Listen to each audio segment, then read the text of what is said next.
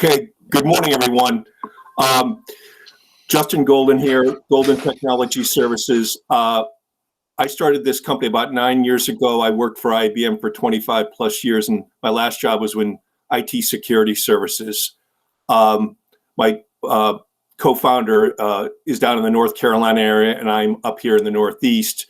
Our business will sell to enterprise size accounts as well as a focus on small, medium business, because that's where all the opportunity, all the new business in terms of new companies being formed is, but also as we can all realize, being small business people, most of us, that you've got, you wear many, many hats.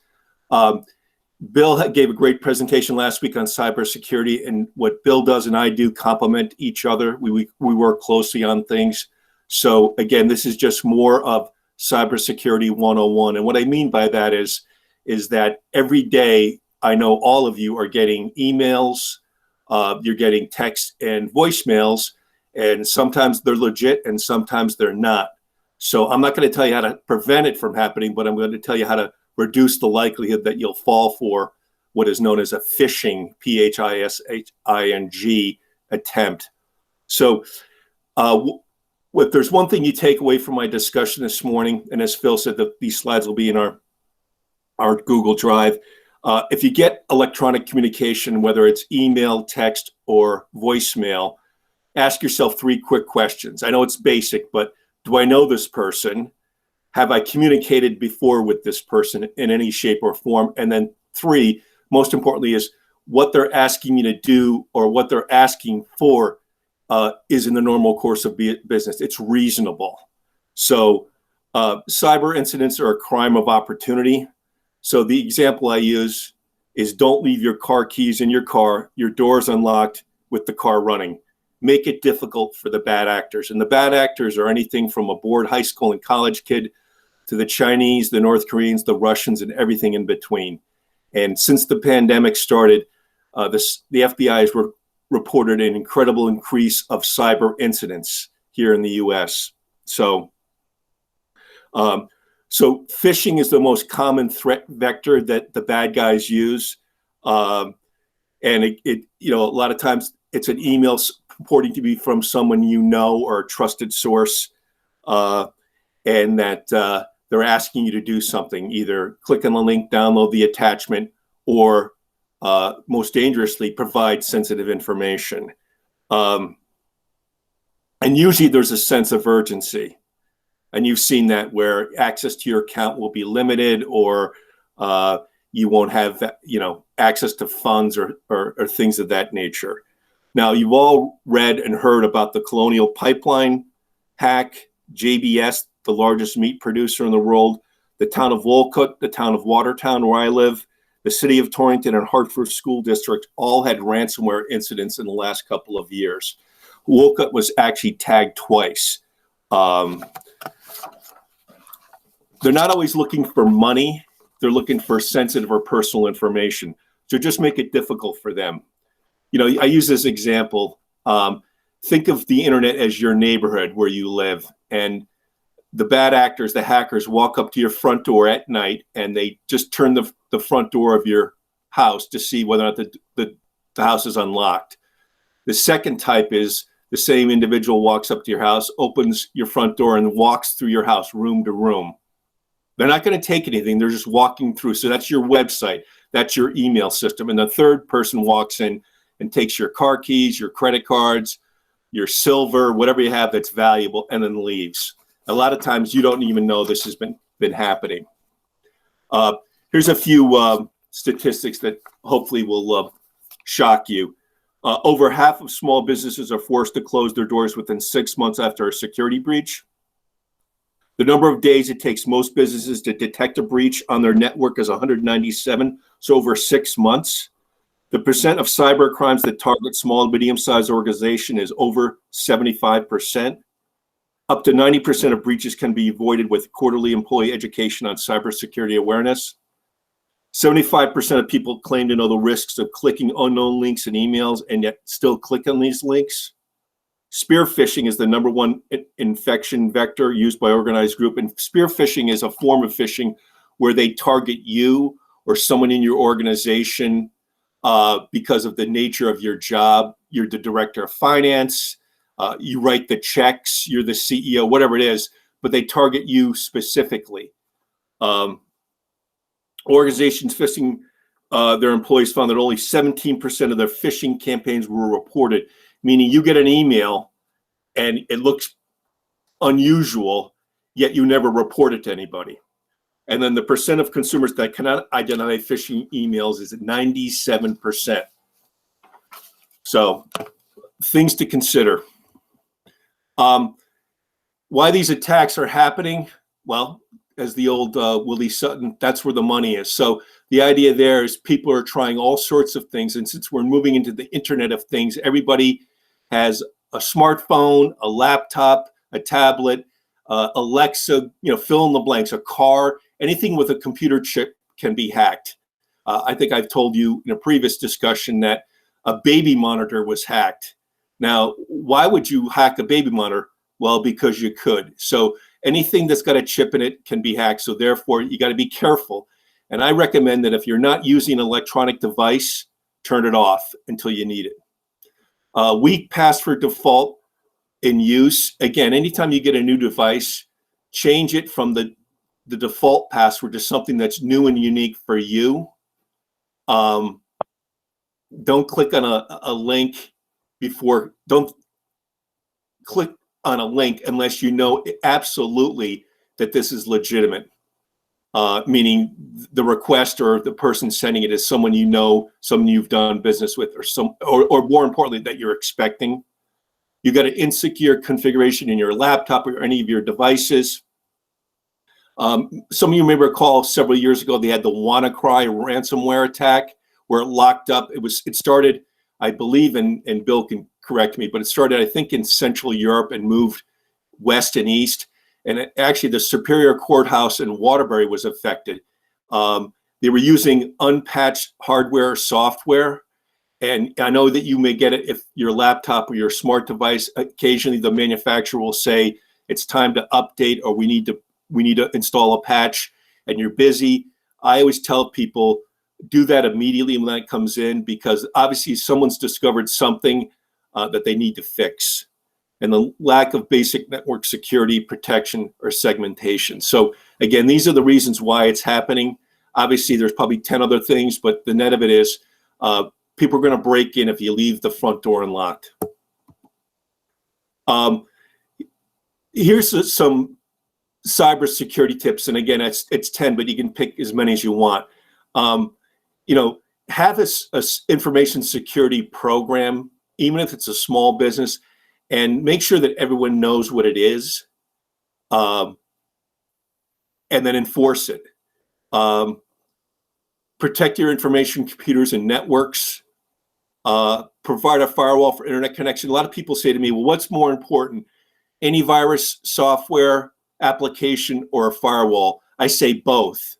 And they say, well, what's the most important thing? I said, have a cybersecurity strategy. A piece of hardware and a piece of software is important, but the weakest link, to use that old television program, is individuals. So people that work with you or for you or in your supply chain, if someone does something bad or inadvertently or deliberately, it can go up and down the food chain. Some of you may recall the Home Depot hack. They didn't hack Home Depot when they got in and literally cost them tens of millions of dollars, and the stock took a hit for about 2 or 3 years. George can confirm that. Was that they hacked their HVAC contractor out of Pittsburgh, and they went up the supply chain. So they probably didn't even know what they were going to find, but they get in there, and all of a sudden they're in Home Depot, and it obviously caused a black eye and lots of financial and reputational risk. If you have a mobile device, have an action plan. What happens if you lose it, lose access to it, damage, whatever? Make sure you've got a plan in place. And again, it doesn't have to be, a multi-page document, but have a plan. If this happens, how am I going to get access to it? And depending upon your smartphone manufacturer, there's all different ways you can do that if something happens, or you drop it in the pool or something like that. Obviously, make up backup copies of your data. Now, depending, like George is in a protected industry, meaning they've got very strict rules about both state and federal about access to data, backing up data, etc. So others have less or maybe none, but the net of it is back up your data. And again, if you back it up, or when you back it up, I should say, make sure you take a copy of it with you. So again, if you work out of an office, back up your data. Again, whether it's hourly, daily, what have you, take that copy with you, because God forbid if there's a fire, a flood, or someone breaks in and steals your computer or your networking equipment, obviously they're going to be off to the races. Control access to your computers. What I mean by that is that each employee should have their own accounts, and they shouldn't be sharing passwords and that. And then make sure that if something happens or if someone sees or hears something, that they report it so that you can take steps to prevent something further on bad happening. Secure your Wi-Fi networks. Some of you know, I spoke at a previous discussion of this, is that you can hide your router. A guy that I work with in the Chamber of Commerce was the COO of a local credit union. And one of the audit points that he was being tested on was being able to hide the credit union's Wi-Fi routers. So in other words, you can't find it. Obviously, if you can find it, you can do a brute force attack and try to break in, or you can just keep trying until you get in. So the idea there was secure your Wi-Fi connections. Best practices on payment cards. Make sure you work with your bank or financial institution that provided that. And the latest and greatest anti-fraud devices. When I say limit employee access to data information and limit authority to install software, a lot of you may be working at a company or your company you founded, and people bring their own device, BYOD. You got to be careful because that device may have malware or virus on it. So you want to be careful that you don't grant everyone access to everything. Limit to what they need access to. Let's see. Okay, here's just some common words and phrases that you may have heard of. It may be and I'm not going to focus on all of them. I'm just going to talk a few about them because you may hear this and may see this yourself. Ransomware was when the bad actors lock up your computer, your network. We've had some very significant ransomware incidents, obviously the Colonial Pipeline and JBS, but some of you may remember several years ago, there was Presbyterian Hospital in Los Angeles. The bad actors got in and they locked up the hospital's IT network. And what I mean by that is literally the doctors were reduced to writing everything down on a patient. And finally, their IT person said, and I think they wanted, several $1 million of ransomware. And they talked them down to, $100,000 of Bitcoin. But they were saying, we're going to have to discharge patients or transfer them to other hospitals because literally they were writing the patient's information on paper. And, you've got people with allergies and people that are, have issues that they were concerned that someone was going to get very sick, if not die. So the net of it is ransomware is, they're not going just after the large companies, they're going after anyone that they can get into and tie it up. And if they have to accept a small amount, it doesn't matter because it's off to the races. It's the old Nigerian oil scam email that you got. They figure if they can get, 10 people out of a 10,000 to give them $100, that's a nice day's wage for them. Multi-step verification. Everyone should have in your email system multi-step verification installed. And that's something whereby it's a two-step process to get access to your email or your website. So in other words, you have, I'm making this up, you can pick a photograph or something that's unique to you that you've selected, as well as a user ID and password. Written Information Security Program, or WISP. This is a document that you can create, and I've got a blank if you want to take a look at a kind of a sample one, but it lists what happens when something untoward is happening to your company. So what are you going to do to protect the information? prevent it from being shared outside the organization? Or if it does, what are you going to do to notify the people that have been infected and prevent this from reoccurring? And again, you may even have to report this to state and federal agencies. We talked about firewall and antivirus. Again, two very important things. Make sure you have the latest versions installed. Bitcoin I talked about as a cryptocurrency. Essentially, it allows you to pay the bad actors. It's traceable, but it's fairly difficult. But you've heard it in the news because it's not a fiat currency, meaning it's not backed by any government. It's worth whatever someone thinks it's worth on that day, but it's used to pay off the bad actors. Okay. These are some things that I suggest you do. And again, this is not only for your business, but also your personal when you're online. Employees, vendors, whatever you're dealing with on a regular basis, keep the personal web browsing at home, because some websites, as you all know, are not very secure or have been hacked. And when you allow people to do that, you're potentially enabling someone to get into your network, get into your laptop, get into your confidential information, and then they're off to the races. Always use secure connections. When traveling, the only time I would use, quote, free Wi-Fi or free internet is if I'm going to read a newspaper or something like that. Nothing that you have to log in. You just click on the link and get access to, because literally and figuratively, someone could be sitting next to you in the Starbucks and looking over your shoulder, figuratively. So again, I wouldn't do anything. Obviously, I wouldn't do anything that's very sensitive, like banking or health, but I would be very careful about using free internet, free Wi-Fi. Passwords for everything. So that can be problematic, because I know if you're like me, you probably have tens, hundreds of applications, but you can use a password manager, and usually with your smartphone, you have a pretty decent one there. So have unique user ID and passwords. Now the new phrase is passphrases. And I didn't major in physics in high school or college, but there's entropy, which is randomness. So the more random it is, the more unique is going to hopefully deter the bad actors from trying to hack or log in. So again, you could make up something. I'm making this up. My favorite Italian food is veal parmesan, or whatever it is, but something only you would know. Don't have obviously any of your personally identifiable information, your PII. So name, date of birth, place of birth, mother's maiden name, and obviously there's biometrics. So your eye scans or fingerprints, something like that. But obviously the golden, and literally and figuratively, is getting your social security number, because once they get enough information on you, they're off to the race. They then become you, and then obviously bad things can happen.